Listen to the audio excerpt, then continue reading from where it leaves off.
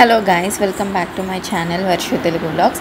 So ఈరోజు పిల్లలకి ఎంతో ఇష్టమైన పాస్తా రెసిపీ అయితే చూపించబోతున్నాను. వైట్ సాస్ పాస్తాలో చాలామంది చాలా రకాలుగా చేస్తారు. Different types of pasta varieties అన్నీ చేస్తూ ఉంటారు.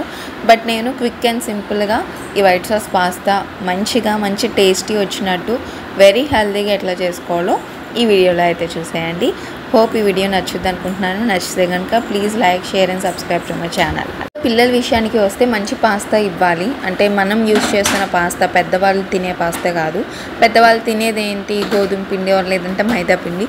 సో ఇందులో అయితే అటువంటిది ఏమీ లేకుండా నేనైతే స్లర్ప్ ఫార్మ్ వాళ్ళది ఇలా మల్టీగ్రెయిన్ ఫ్యూస్లీ పాస్తా తీసుకున్నాను అనమాట.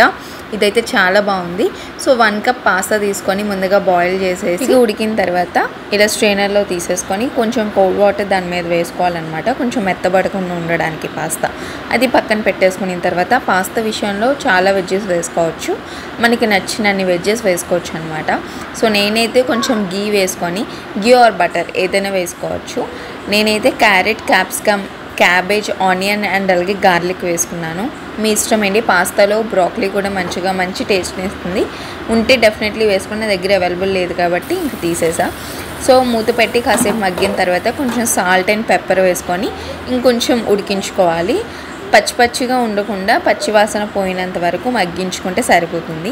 వైట్ సాస్ పాస్తా చేస్తున్నాం కాబట్టి మనం 2 స్పూన్స్ ఆఫ్ కార్న్ఫ్లవర్ వేసుకోవాలి. కార్న్ఫ్లవర్ ఎందుకు వేస్తున్నామంటే వైట్ సాస్ పాస్తా కాబట్టి పాలు అవి వేసినప్పుడు ఉండలు కట్టకుండా ఉండడానికి ఇట్లా వైట్ సాస్ పాస్తాలో కార్న్ఫ్లవర్ వేసుకుంటే ఇంకా మంచి టేస్ట్ వస్తుంది అనమాట. డెఫినెట్లీ ట్రై చేయండి. రెసిపీ చాలా సింపుల్ ఉంటుంది, సింపుల్ అండ్ క్విక్ అనమాట.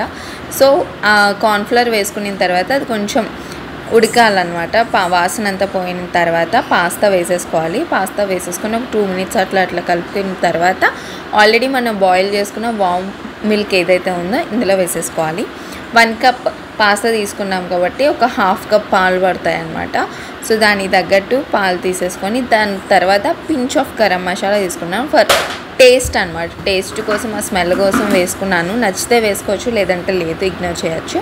అండ్ దెన్ పాస్తాలో పిల్లలకి మంచి వెయిట్ గెయిన్కి అండ్ అలాగే మంచి టేస్ట్ని ఇవ్వడానికి cheese also one of the part. So చీజ్ని అస్సలు అవాయిడ్ చేయకండి. చీజ్ కంపల్సరీ వేయండి. దాని తర్వాత ఒరిజినల్ టేస్ట్ వచ్చేది oregano, herbs and seasonal foods వీటి వల్ల అనమాట.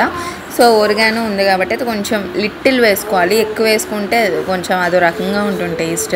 కొంచెం వేసుకుంటే సరిపోతుంది. ఆ పాస్తా తగ్గట్టు వేసుకోవాలి.